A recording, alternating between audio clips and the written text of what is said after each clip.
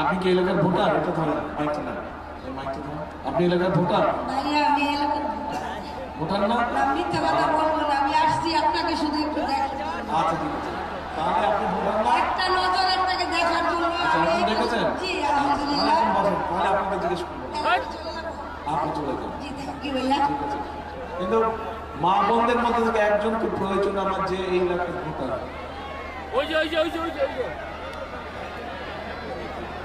Student student student না? আচ্ছা ঠিক আছে, আসো। ওয়ালাইকুম আসসালাম।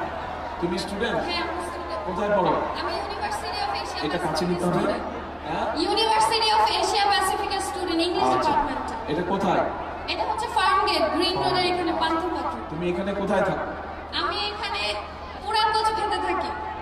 পুরান পচিকতে? জি, এটা তো ভাষণ থেকে বাইরে পড়লো।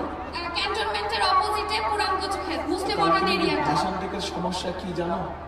আমাদের এই দিকে তো স্লাম এরিয়া, মানে মানে বলতে বস্তি এরিয়াটা বেশি, তো সাধারণ মানুষের মানে আমাদের ক্যান্টনমেন্টের ভিতরের এরিয়াটা খুব সুন্দর, গুছানো পরিবেশ, সুন্দর পরিবেশ।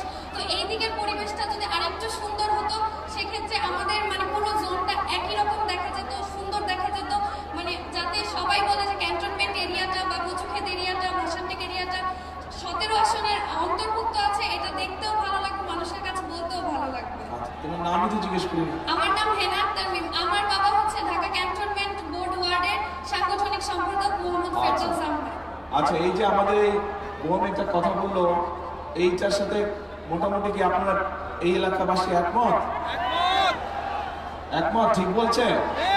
আচ্ছা ঠিক আছে, ওকে, বসো তুমি। ঠিক আছে, আসসালামু আলাইকুম। আসেন।